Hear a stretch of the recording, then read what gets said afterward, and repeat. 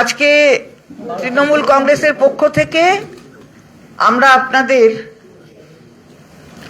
অনেক ধন্যবাদ জানাই যে সকাল সকাল এখানে আমাদের যে সাংবাদিক বৈঠক হচ্ছে তাতে আপনারা উপস্থিত হয়েছেন। আমার সঙ্গে আমার অত্যন্ত শ্রদ্ধেয় সহকর্মী কুণাল ঘোষ তিনি রয়েছেন দলের পক্ষ থেকে, আর একদিকে আমাদের তমলুক সাংগঠনিক জেলার মাননীয় সভাপতি তিনি আমাদের সাথে রয়েছেন। আর কুণাল ঘোষের পাশে যিনি রয়েছেন তার নাম চন্দন মণ্ডল। আমরা আপনাদের কাছে আজকে চন্দন মণ্ডল আমাদের দলে যোগদান করছেন। ময়না বিধানসভা কেন্দ্রের অন্তর্গত তিনি থাকেন এবং অত্যন্ত সুপরিচিত একজন ব্যক্তিত্ব। দীর্ঘদিন ধরে ময়না বিধানসভায় মানুষের পাশে থেকে কাজ করার চেষ্টা করেন এবং তার গুরুত্ব যে অত্যন্ত বেশি সেটা মনে হয় কোনো রাজনৈতিক দলই অস্বীকার করতে পারবে না। দীর্ঘদিন ধরে রাজনীতি করছেন, পরিবারেও অনেকে আছেন যারা রাজনীতি সঙ্গে যুক্ত, প্রশাসনিক পদেও আছেন এবং আজকে তার যোগদান আমাদের দলকে সমৃদ্ধ করবে। যেহেতু আমার শ্রদ্ধেয় সহকর্মী কুণাল ঘোষ পূর্ব মেদিনীপুর সম্পর্কে আরো বিস্তারিত খুব ভালো করে বলতে পারবেন, আমি তার কাছে অনুরোধ করব আপনাদের কাছে তার বক্তব্য তুলে ধরতে। ধন্যবাদ মাননীয় চন্দ্রিমা ভট্টাচার্য, মাননীয় মন্ত্রী এবং আমাদের দলের মহিলা শাখার রাজ্য সভানেত্রী। এখানে রয়েছেন তমলুক সাংগঠনিক আমাদের যে জেলা তার সভাপতি সুজিত রায় এবং আমার সঙ্গে রয়েছেন চন্দন মণ্ডল। দেখুন, পূর্ব মেদিনীপুরে বিজেপির ভাঙন অব্যাহত আছে এবং পূর্ব মেদিনীপুরে বিজেপির ভাঙনের একটা অন্যতম কারণ যে আদি বিজেপি যারা তাদের উপর পরে যাওয়া তৎকাল বিজেপি তারা হঠাৎ ছড়ি ঘোরাতে শুরু করে তারা না করছে মানুষের কাজ, না দিচ্ছে বিজেপির পুরনো কর্মীদের সম্মান। তো সেই জায়গায় যারা মানুষের কাজ করেছেন, পুরনো দিন থেকে বিজেপি করেছেন, তাদের সঙ্গে আমাদের আইডিওলজিক্যাল ব্যাটল থাকবে, মতপার্থক্য থাকবে আদর্শগত, কিন্তু তিনি তার দলের তরফ থেকে তার মতো করে কাজ করার চেষ্টা করেছেন। এবার কিছু লোক যদি তারপরে মাথার উপর বসে তাদের অসম্মান করেন তাহলে সেই মানুষগুলো তো সেই দলে অবাঞ্ছিত হয়ে যাচ্ছেন। সেখানে যারা আত্মসম্মান নিয়ে কাজ করতে চান তাদের জন্য আর বিজেপি থাকছে না। তার কারণ দুদিন আগে যাদের বিরুদ্ধে বলতেন তাদের নামে জিন্দাবাদ বলতে হচ্ছে। চন্দন মণ্ডল উনি অনেক পুরনো দিনে কিন্তু বামপন্থী ছিলেন। এরপর দীর্ঘ 10-12 বছর হয়ে গেছে তিনি বিজেপিতে যোগ দেন এবং ময়না এলাকার বিজেপির সব থেকে পরিচিত মুখ এবং ওনার স্ত্রীও কিন্তু বিজেপির তরফে পঞ্চায়েতের প্রধান। আজকে তো ট্রেলার চলছে, পুরো ফিল্মটা ওই এলাকায় ধাপে ধাপে হবে। ফলে ওনার স্ত্রী বিজেপিরই পঞ্চায়েতের প্রধান এবং আরো বেশ কিছু এই ধরনের নির্বাচিত এবং ওনাদের সাংগঠনিক পদে থাকা লোক, মানুষ, নেতা নেত্রী ওনার সঙ্গে আছেন। উনি আজ আমাদের দলের মাননীয় মুখ্যমন্ত্রী মমতা বন্দ্যোপাধ্যায়ের উন্নয়ন আদর্শে আস্থা রেখে মমতা বন্দ্যোপাধ্যায়ের নেতৃত্বে অভিষেক বন্দ্যোপাধ্যায়ের সেনাপতিত্বে সর্বভারতীয় তৃণমূল কংগ্রেসে যোগ দিচ্ছেন। উনি 3 বারের বিজেপির জেলা কমিটির সম্পাদক, উনি এখন জেলা কমিটির সদস্য। এই ময়না এলাকাটায় বিজেপি যে জিতেছিল কোনোভাবে, সেখানে সাংগঠনিকভাবে যা যা করা সেগুলো সব ওনাদের করা, কারণ উনি যিনি এখন বিধায়ক, তিনি ময়নার প্রতিটি মহল্লা প্রতিটি পাড়া মানুষ চেনেন না এবং মানুষের সঙ্গে কোনো যোগাযোগ রাখেন না। ফলে সেই সাংগঠনিক কাজ, জনসংযোগের কাজ বিজেপির তরফ থেকে এই চন্দন মণ্ডলই কিন্তু করে এসেছেন। ওই এলাকায় বিজেপি বলতে লোকে চন্দন মণ্ডলকেই চেনে। কিন্তু যেভাবে যারা পরে হঠাৎ গিয়ে পড়েছে, প্যারাসুটে করে নেমেছে, তারা হঠাৎ বড় বিজেপি সেজে আদি বিজেপি কর্মীদের অসম্মান করছে, সেই জায়গা থেকে চন্দনবাবু কাজ করতে চান। তিনি অনুরোধও করেছেন বেশ কিছু, যাতে সরকারি যা যা কাজ, উন্নয়ন, আরো ওনার এলাকার যা যা চাহিদা ইত্যাদি। বিধায়ককে তো খুঁজে পান না, বিজেপির বিধায়ককে মানুষ তো খুঁজে পায় না, ওনাকে ধরেন। তো উনি সেগুলো আমাদের দলের আলোচনার সময় সুজিতবাবু এবং ঊর্ধ্বতর নেতৃত্বকে উনি ওনার কিছু বক্তব্য জানিয়েছেন, সেগুলো দল বিবেচনা করে দেখছে। কিন্তু আজ মাননীয় চন্দ্রিমা ভট্টাচার্যের নেতৃত্বে, সুজিতবাবুর উপস্থিতিতে আমরা ওনাকে আমাদের দলে গ্রহণ করছি। আমরা আগে ওনাকে জয়েনিং করিয়ে নেব, তারপরে ওনার কথাও শুনবো এবং আপনাদের কোনো প্রশ্নের কিছু থাকলে আমরা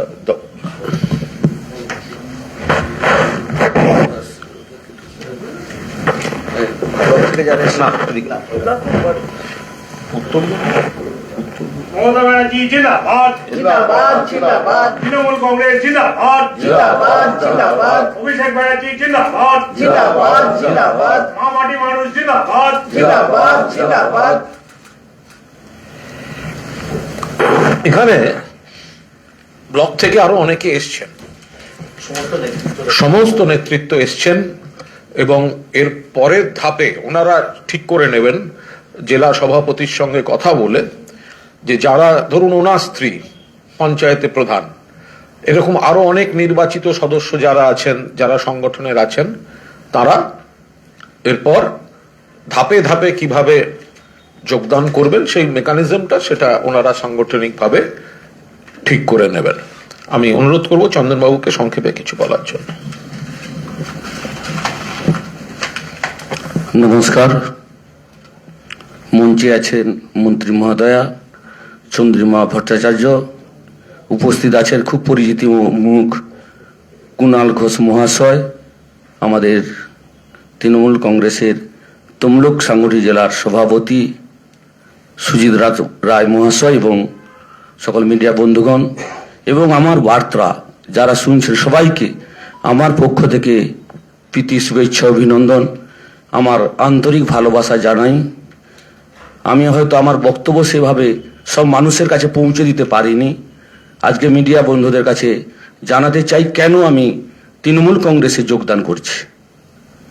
তৃণমূল কংগ্রেস শুধু আমার একটা রাজনৈতিক সিদ্ধান্ত নয়, এটা একটা নৈতিক সিদ্ধান্ত।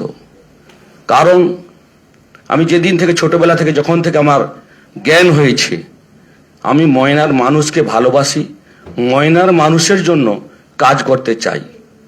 আমার শুধু একটা ইচ্ছা, অনেকের অনেক কিছু ইচ্ছা থাকে, আমার শুধু ইচ্ছা ময়নার মানুষের কাছে যেন আমি একটা পরিচিতি নাম হতে পারি। ময়নার মানুষের জন্য আমি কিছু করে যেতে চাই, যা আমার মৃত্যুর পরেও মানুষ আমাকে যেন মনে রাখতে পারে কিছুদিন হলেও।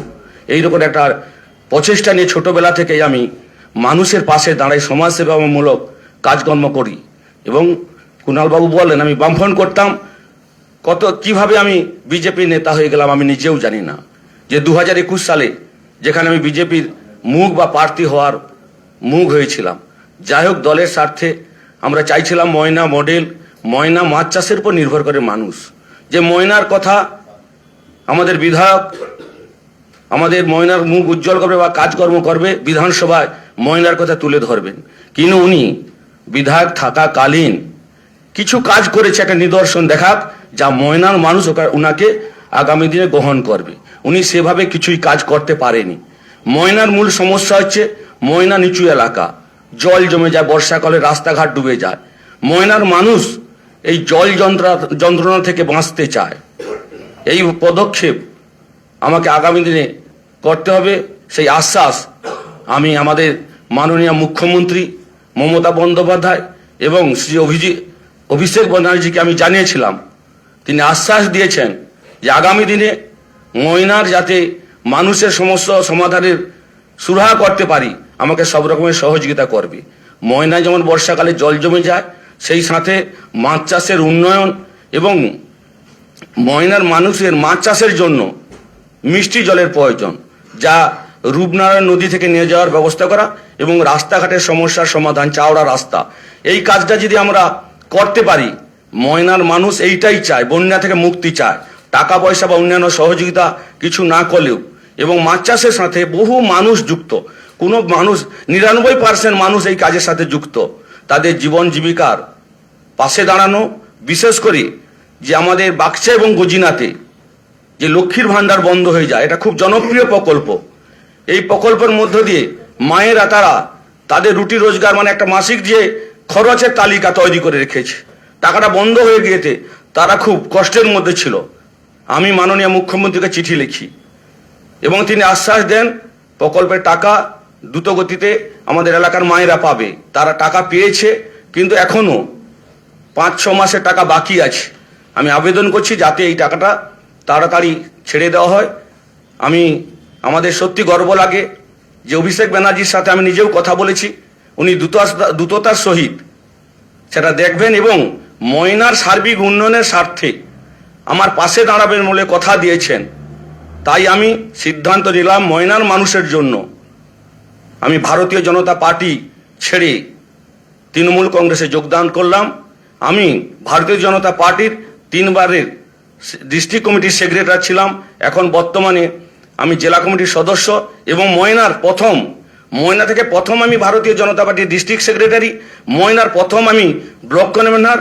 মানুষের কাছে আমি 2019 সালে করোনার পিরিয়ডে প্রত্যেকটা মানুষের বাড়িতে গিয়েছি, মানুষ আমাকে ভালোবাসে, তাদের আশীর্বাদ আমার পাশে আছে এবং ময়না আগামী বিধানসভা নির্বাচনে তৃণমূল কংগ্রেস জয়লাভ করবে।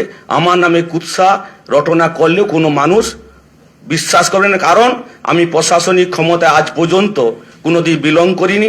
আমার মিসেস এই মাত্র 2 বছর আগে বছর শুধু গ্রাম পঞ্চায়েতের একজন সদস্য। এখানে এখানে বিজেপি যদি প্রচার করে আমি টাকা কোনো দুর্নীতি মুক্ত এসবের বিষয় কোনো নেই। মাটি মানুষের সরকারের পক্ষে আমি আছি, থাকবো। ঠিক আছে, দেখুন, ওনার যা যা আলোচনার সময় এসেছিল তো সেগুলো আমাদের দিক থেকে শোনা হয়েছে, বাকিটা চন্দ্রিমাদি বলতে পারবেন। একটা উনি কিছু প্রপোজাল দিয়েছেন যে ওই এলাকায় সেচ ব্যবস্থা বা ইত্যাদি ইত্যাদি, আর বিজেপি যে সন্ত্রাসটা করে ওখানে, যে ভয়ঙ্কর দুষ্কৃতীদের ঢুকিয়ে সন্ত্রাস করে, তো সেই সন্ত্রাস কিভাবে বন্ধ করা যায় উনি তো কাছ থেকে দেখেছেন যে বিজেপির নেতারা কিভাবে বাইরের থেকে লোক বোমাবাজি ওই জায়গাটাকে আতঙ্ক করে রেখেছিলেন। এবার সেইগুলো সমস্ত বন্ধ করার পুলিশ যা যা করছে তাতে আরো সহযোগিতা হবে। আর 2-4টে টেকনিক্যাল কারণে সেগুলো মানে এই ডিপার্টমেন্টের কোনো টেকনিক্যাল কারণে কোনো পার্টিকুলার এলাকা বা কোনো বুথ বা কোনো এলাকার কোনো স্লটে কোথাও কোথাও কোনো কোনো স্কিমের টাকা হয়তো কোথাও দেরি হয়েছে ইত্যাদি, ওগুলো চন্দ্রিমাদি বলে দিয়েছেন। ওটা নির্দিষ্ট কোনো এলাকা বলে না, যেখানে যেখানে ছোটখাটো যে সব পকেট আছে ওগুলো নিয়ে কোনো সমস্যা নেই। ফলে সাংগঠনিকভাবে বিজেপির এটা বড়সড় ক্ষতি হলো, কারণ একজন আদি বিজেপি এবং যাদের উপর ভর করে ওই ময়না বাগচা এইসব এলাকায় বিজেপি নানা ধরনের কুকীর্তি করে বেরিয়েছে, এবার তারাই তো কাছ থেকে দেখেছে যে পুরনোরা যারা ছিলেন তাদেরকে সরিয়ে নতুনরা এসে গাজুয়ারি করা, বোমাবাজি করা, এইভাবে এলাকা দখলের চেষ্টা, সেটা ওনারা একমত হতে পারেননি। ফলে এখন তিনি তৃণমূল কংগ্রেসে যোগ দিয়েছেন, সেই মতো ভাবেই সেটা চলবে। এই এটা পরিষ্কার করে বলেই দিয়েছেন আমাদের মাননীয় কুণাল ঘোষ। এবং চন্দন মণ্ডল যেটা বললেন যে মাছ চাষের ওপর নির্ভর করে ময়না, মৎস্যজীবীদের জন্য যে প্রকল্প বাংলার মুখ্যমন্ত্রী করেছেন, সেই প্রকল্পের সুবিধা প্রত্যেক মৎস্যজীবীরা সেই সুবিধা পেয়েছেন। আমি জানি না কেন প্রেজেন্ট বিধায়ক যিনি রয়েছেন বর্তমানে, তিনি উদ্যোগ নিয়ে এই কাজগুলো করিয়ে দিতে পারেননি। তাদেরকে তো পরিচালনা করতে হবে, তাহলে সেই পরিচালনায় নিশ্চয়ই কোনো অসুবিধা হয়েছে, তার জন্যই হয়তো কোনো কোনো জায়গায় কোথাও কিছু যায়নি। ওনার তো বিধায়ক হিসেবে, জনপ্রতিনিধি হিসেবে পরিচালনা করা উচিত ছিল। মৎস্যজীবীদের জন্য মাননীয় মুখ্যমন্ত্রী যা করেছেন সারা ভারতবর্ষে করেনি, কারণ মৎস্য খেয়েও না এটা বিজেপি বলে। তাই মৎস্যজীবীদের চাষ করে মাছ তৈরি করবে, ময়নার জন্য ভাববে, এটা বিজেপি বলবে না কোনোদিন। সেই জন্য চন্দনবাবু তার কথা বললেন, এবং আমরাও জানি যে মৎস্য চাষ অত্যন্ত জরুরি ওই ক্ষেত্রের জন্য, ময়নার জন্য। আমরা যেটুকু কথা বলে ওনার সঙ্গে বা ওনারাদের সঙ্গে অনেকে এসেছেন, কথা বলে যেটা স্পষ্ট হয়েছে যে ওই এলাকায় বা পূর্ব মেদিনীপুর বা বহু জায়গাতেই, মানে এটা উত্তরবঙ্গের ক্ষেত্রে প্রযোজ্য, যেখানে বিজেপির যে পুরনো কর্মীদের, পুরনো নেতাদের অবজ্ঞা অবহেলা করে যারা এই নতুন গিয়ে তৎকাল বিজেপি, এবার সেখানে যদি দু একজন জিতেও গিয়ে থাকেন, সেই বিধায়করা কিন্তু তাদের দায়িত্ব পালন করেননি। একটা সরকারের বিভিন্ন কর্মসূচি, এত বড় একটা স্ট্রাকচার, এতগুলো বুথ পর্যন্ত যেতে হয় গোটা জিনিসটা, কোথাও কোনো সমস্যা থাকলে সেখানে বিডিও, এসডিও বা যাদের সঙ্গে কমিউনিকেট করে মানুষের সমস্যার দৃষ্টি আকর্ষণ করা দরকার, যেখানে যেখানে বিজেপি আছে বা বিজেপি বিধায়করা আছেন, সেইখানেই মানুষের ভোগান্তি। সেই জায়গায় দাঁড়িয়ে চন্দনবাবুদের বক্তব্য যে মমতা বন্দ্যোপাধ্যায় মাননীয় মুখ্যমন্ত্রীর নেতৃত্বে, অভিষেক বন্দ্যোপাধ্যায়ের সেনাপতিত্বে যে সামগ্রিক সমন্বয়মূলক উন্নয়ন যেটা চলছে, তাতে এক স্রোতে একসঙ্গে সকলকে নিয়ে সামিল হওয়া। আমরা আজ এখানে শুধু ওনাকে জয়েন করালাম, ওনাদের অনেক সহকর্মী এসেছেন, আর এর পরের ধাপের গুলো সেগুলো সুজিত বাবুরা সাংগঠনিকভাবে জেলায় প্রস্তুতি নিয়ে সেই কর্মসূচি করবেন। বলছি একটু উনি উন্নয়নের কথা বললেন, আপনি জয়েন করলেন, সেটাও বললেন, আপনিও ব্যাখ্যা দিলেন পুরনো বিজেপি। ওনার বক্তব্যে একটা কথা যে লক্ষ্মীর ভান্ডার বন্ধ, 6 মাসের টাকা এখনো নেই, মানে এটা কি কোনোভাবে যে বিজেপি বিধায়কের এলাকা বলে এখানে কোনো বিষয় হয়েছে? এই প্রশ্নটা উঠে আসবে ওনার বক্তব্যে। উনি বলেছেন ওনার মতো করে, কিন্তু এখানে যে কোনো বিজেপি আর তৃণমূলের কোনো ভাগাভাগি থাকে না, এটা সারা বাংলা বলবে। সুতরাং ওখানে এই যে ঠিকভাবে পরিচালনা করে তারা ঠিকভাবে ফর্ম ফিল আপ করেছেন কিনা, তারা সেখানে যে দুয়ারে সরকার হয়েছে সেখানে গেছেন কিনা, কারা গিয়েছেন, কাদের এখনকার বর্তমান বিধায়ক তাদের পরিচালিত করে নিয়ে গেছে কিনা, এসবগুলো তো না বুঝে বলা যাবে না। এখানে একটাও বাংলার কোনো মেয়েরা বলতে পারবে না যে এই লক্ষ্মীর ভান্ডার নিয়ে কোথাও কোনো অসুবিধা হয়েছে, কোথাও টেকনিক্যাল ডিফেক্ট যেটা বলছিলেন কুণাল বাবু, কোনো হলে তাহলে হতে পারে, হয়তো নিশ্চিতভাবে পাবে। আবার উনি এটাও বলেছেন যে পাচ্ছিল না, 6 মাস পরে আবার পেয়েছে, সেটাও বলেছেন। আপনি ওইটা ধরবেন, বাকিটা ধরবেন না প্লিজ। দেখুন, বিজেপির কোথাও জিতেছে সেটা তো একটা জায়গায় জেতেনি, আরো বহু জায়গায় জিতেছে। ফলে এবার ওই তৃণমূলের, হ্যাঁ, কিছু জায়গায় তৃণমূল জিতে আছে, কোনো কারণে সেটা ঢোকেনি টাকাটা। এবার সেটা মানে ওই এলাকাতেই আবার হয়তো তৃণমূল জিতেছে সেই এলাকায়, ফলে বিজেপি ধরে পায়নি, সারা পশ্চিমবঙ্গে হয়নি, বেছে বেছে একটা জায়গায়, এটা ভাবার কোনো কারণ নেই। দেখুন, এটা হতে পারে নানা, মানে এটা নানা কারণে এর ইয়ে হতে পারে। একটা ব্যাখ্যাটা নিয়েছিল যেহেতু বক্তব্যটা রাখলেন। আরে আপনার অফিসের বেতনে দেখবেন, বেতনের দিন দেখবেন অনেকে মোবাইলে ঢুকে গেছে, অনেকে দুদিন বাদে ঢুকছে, তার মানে কি বেতন হবে না? ভাঙন তো অব্যাহত। বিজেপিকে একাধিক কারণে বিজেপিতে নেতা এবং কর্মীরা থাকছেন না। তার কারণ, প্রথম কারণ হচ্ছে বঙ্গ বিরোধী হচ্ছে বিজেপি। বাংলার টাকা দেয় না, বাংলার অধিকার দেয় না, বাংলার প্রতি প্রতিহিংসা পরায়ণ। 2021 সালে হারার পর থেকে আবাস থেকে 100 দিনের টাকা থেকে এখন জল জীবন মিশন 1,96,000 কোটি টাকার বেশি বাংলার বকেয়া। এখন বাংলা এবং বাঙালির উপর আক্রমণ চলছে। বাংলা ভাষাকে বলছে বাংলাদেশি ভাষা, হয় বাংলাদেশে পাঠিয়ে দিচ্ছে অথবা অন্য রাজ্যে পিটিয়ে মারছে। ফলে এইরকম যে পরিস্থিতি, আর বিজেপির সাংগঠনিক নিজেদের মধ্যে যে প্রবলেম, সেটা হচ্ছে যারা পুরনো বিজেপি ছিলেন, হতে পারে তারা আমাদের বিরোধী, এটা আইডিওলজিক্যাল ব্যাটল, বাট ওদের পার্টিটা যারা দলবদল করে গেছে বা যারা প্যারাশুটে করে নেমেছে, তারা হাইজ্যাক করে নিচ্ছে। ফলে যারা পুরনো দিনের বিজেপি, তারা সেখানে সাফোকেটেড ফিল করছেন। সেই জায়গায় তারা আরো উন্নয়ন, তারা মানুষের কাছে কাজ করতে চান। সেখানে তারা বিচার করে দেখেছেন যে একটা সেকুলার, ডেমোক্রেটিক, প্রোগ্রেসিভ ফোর্স হচ্ছে Trinamool Congress under the leadership of Mamata Banerjee and Abhishek Banerjee. তো তারা সেই জন্যই মানুষের কাজ করবেন বলে তৃণমূলের প্ল্যাটফর্মে আসছে। এসআইআর প্রক্রিয়া প্রায় সম্পূর্ণ হওয়ার পথে। আজকে নির্বাচন কমিশনের ফুল বেঞ্চ তারা বসছে বৈঠকে এবং তারপর তারা ভিডিও কনফারেন্স করবে। এটা নিয়ে কোনো রাজনৈতিক মন্তব্য আমরা করব না, কারণ এটা পুরোটাই প্রশাসনিক বিষয়। এবার ওনারা, জাতীয় নির্বাচন কমিশন প্রথম থেকেই বিজেপির দলদাস বা শাখা সংগঠন হিসেবে কাজ করেছে, প্রথম থেকে। এসআইআর নিয়ে কারোর আপত্তি ছিল না। এসআইআর এর সময় এবং পদ্ধতি, বাংলার উপর যেভাবে মৃত্যুর মিছিল চাপিয়ে দিয়েছে, সেটা নিয়ে আমাদের আপত্তি ছিল। একের পর এক মৃত্যু, বৈধ নাগরিকরা হ্যারাসড, বিএলওরা হ্যারাসড, 80 বছর 90 বছরের বয়সের লোক, বর্ষিয়ান মানুষ, তাদেরকে গিয়ে দাঁড়াতে হচ্ছে লাইনে। লজিক্যাল ডিসক্রিপেন্সির নামে বাবা চট্টোপাধ্যায় লেখেন, ছেলে কেন চ্যাটার্জি লেখে, ডেকে পাঠানো হচ্ছে। বৈধ ভোটারদের নাম কাটার খেলা চলছে।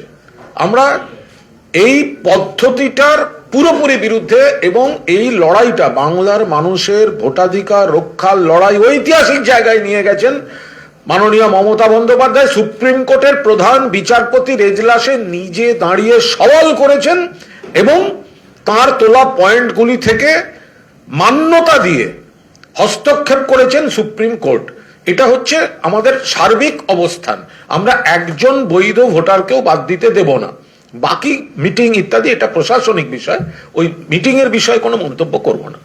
বাংলাদেশে বিএনপির আলাদা দেশ, আলাদা দেশ, আলাদা রাষ্ট্র, এই মুহূর্তে আমরা এখান থেকে কোনো মন্তব্য করছি না। আমাদের সর্বভারতীয় নেতৃত্ব নজর রাখছেন, ওটা বাংলাদেশ একটি আলাদা রাষ্ট্র।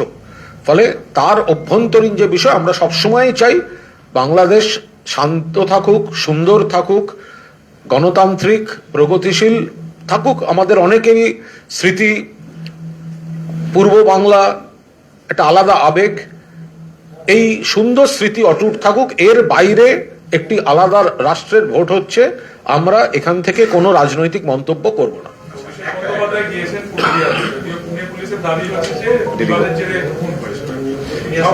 এর মধ্যে কোনো বাংলা ভাষা বা এর ব্যাপারে বিজেপিও সেটাই বলছে। বিজেপি কি বলছে জানার দরকার নেই তো। আজকে তো যাচ্ছেন এবং পুরুলিয়ায় যাচ্ছেন, আপনারা পরবর্তীতে জানতে পারবেন।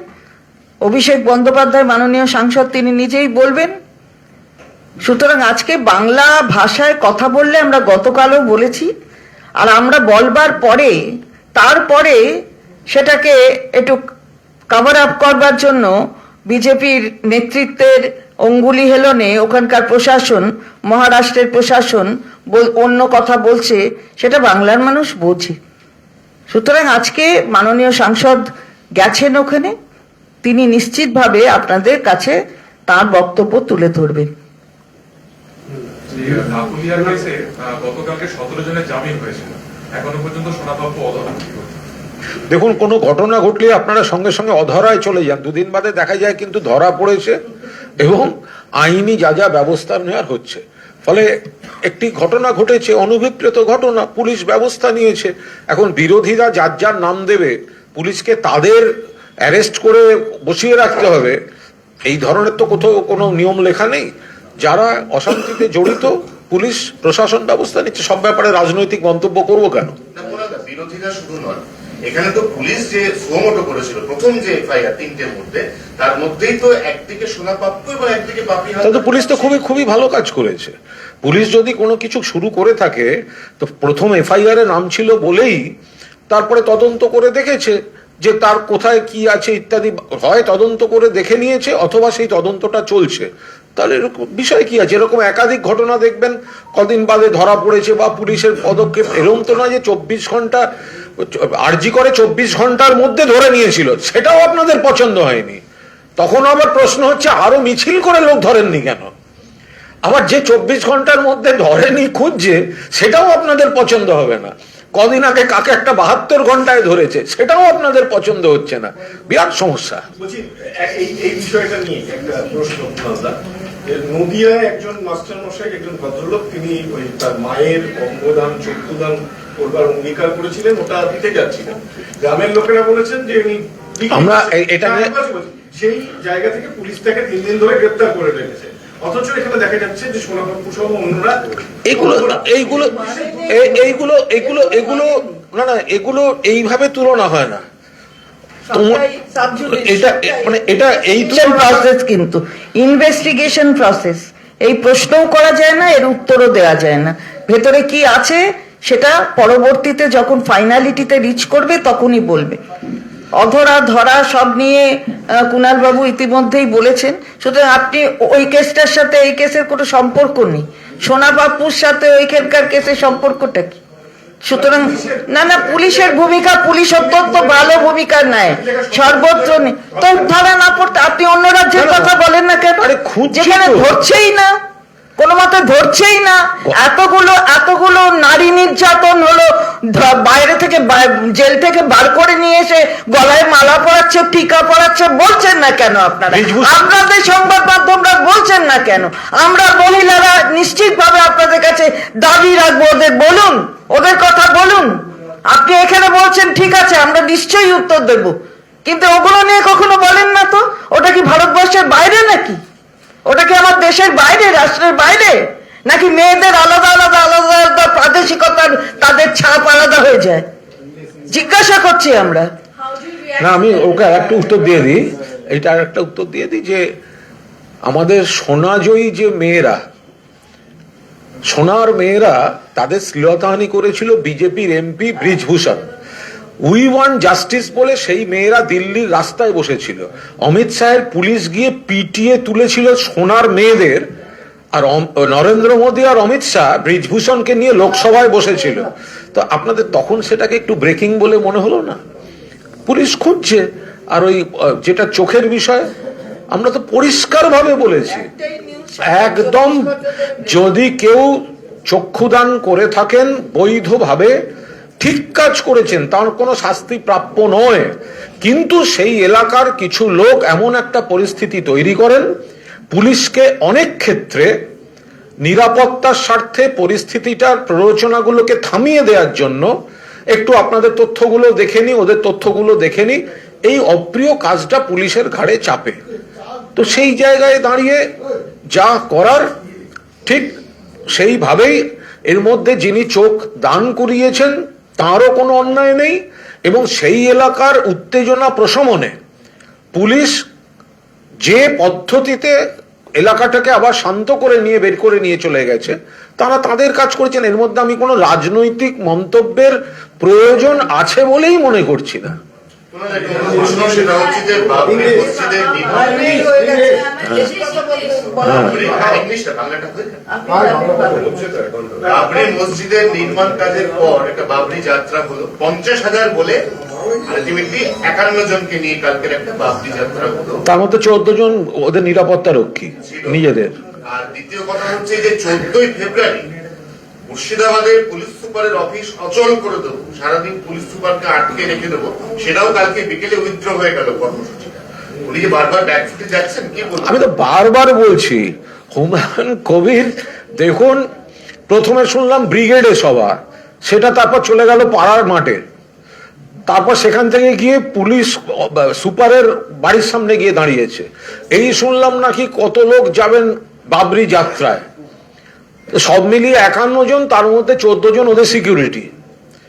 অ্যাকচুয়াল প্রবলেম হচ্ছে যে ব্যক্তি, পশ্চিমবঙ্গ একটা গণতান্ত্রিক ধর্মনিরপেক্ষ রাজ্য, কেউ মন্দির করতে পারেন, কেউ মসজিদ করতে পারেন, কেউ গির্জা করতে পারেন, কেউ গুরুদ্বারা করতে পারেন, কিন্তু যে ব্যক্তি 2019 সালে মুর্শিদাবাদ লোকসভা কেন্দ্রে বিজেপির প্রার্থী হয়ে লড়েছেন, যে বিজেপি বলেছিল এক ধাক্কা অর দো বাবরি মসজিদ তোড় দো, সেই বিজেপির প্রার্থী হয়ে নরেন্দ্র মোদী জিন্দাবাদ বলেছেন, তিনি হঠাৎ যদি এখন বাবরি মসজিদের প্রতি শ্রদ্ধা দেখাতে যান, তো সাধারণ মানুষ সবাই আসলে ওনার যে মুভমেন্টটা, ওনার এই যে হাঁটা হাঁটা ভাব, একটু ঘুরি ঘুরি ভাব, এটা ওনার ডাক্তারের একটু ফ্যাট সুগার হয়েছে, ডাক্তার বলেছেন একটু মুভমেন্ট করতে, সেই কারণে উনি এটা থেকে একটা পলিটিক্যাল মাইলেজ নেওয়ার চেষ্টা করছেন। ছাড়ো, শেষ।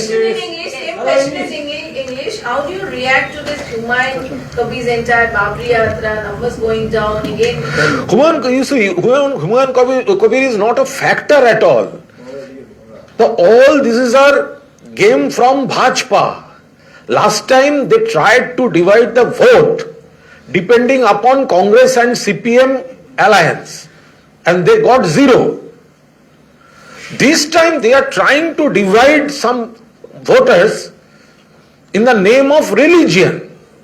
भाजपा का एक स्ट्रेटेजी है, कुछ लोग पूरा हिंदू हिंदू हिंदू बोल रहा है और 2-4 मास्क पहन के पुतला खड़ा कर दिया मुस्लिम मुस्लिम मुस्लिम बोलने के लिए, उसका कंट्रोल पूरा भाजपा का हाथ में है।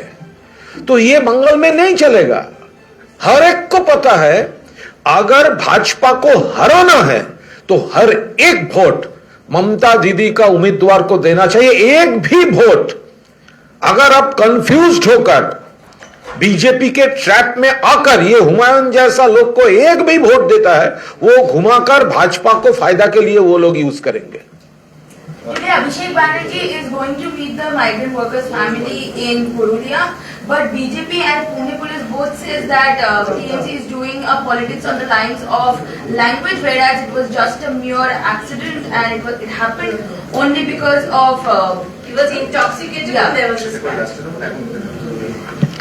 Nothing came from the end of the Maharashtra police before we had said that this is because of speaking Bengali. This person has been killed, a 31-year boy. He was killed and he was the only earning member of the family. There is no hindrance to be created for any worker to go anywhere in the nation. Any state he can go. You see, there are so many persons from other states as migrant workers in our state working. We never do this. But the entire nation now knows that because of speaking Bengali, language Bengali, they are being killed. This has become a phenomenon, and therefore we had alleged, and after we made the allegations, they are trying to cover it up and say something else. Now, today our honorable MP and our honorable General Secretary is visiting the house. You will know he is never shy of answering questions to the media. देखिए, आप Bhajpa leader से पूछिए, इतना सारे मौत होता है तो एक भी फैमिली के पास भाजपा लीडर्स क्यों नहीं गया? एक भी फैमिली के पास, भाजपा का तो एमएलए है, ऑपोजिशन लीडर है, एमपीज है, सेंट्रल मिनिस्टर है, तो जो बंगाली स्पीकिंग और बंगाल में रहने वाला दूसरे स्टेट में मर्डर हो रहा है, मौत हो रहा है, तो भाजपा का एक भी लीडर एक बार भी उनका फैमिली के पास गए क्यों नहीं? आप इसको पूछिए। Regarding the Bangladesh elections, We have no comment. That is completely another country, and we are a party from West Bengal. Our top leadership, national leadership, they are analyzing the facts and figures. But till now, we have no comment from here. তৃণমূলের বিধায়ক তৃণমূলের শেষ হবে না ওটা। but sir, do you think it is going to be problematic for India now? Anyway. আচ্ছা, তোমরা এরকম তোমরা এত সুন্দর মানে নিজেদের মধ্যে একটা ঝগড়া করছো, আবার কোথাও আমাদের মিটিং একটু এদিক ওদিক হলে তোমরা সেটা ব্রেকিং দেখাও কেন? তোমরা একটা প্রশ্ন করে সামলাতে পারছো না, আর চাপিয়ে দাও আমাদের গাড়ি। বলো Bangladesh continue watching the India just, but do you think it will be problematic for India? नहीं, अभी बांग्लादेश का इलेक्शन के ऊपर हमारा कोई कमेंट नहीं है, क्योंकि वो अलग कंट्री है, अलग देश है। तो हमारा टॉप लीडरशिप, नेशनल लीडरशिप ये एनालाइज कर रहा है, उसके ऊपर हम लोग चाहते हैं बांग्लादेश ठीक रहे, शांत रहे, हिंसा ना हो, डेमोक्रेटिक वे से रहे, लेकिन इलेक्शन के ऊपर हमारा कोई कमेंट अभी यहाँ से नहीं है। মন্তব্যের জন্য আপনারা একাধিকবার দিলীপ ঘোষের সমালোচনা করেছেন।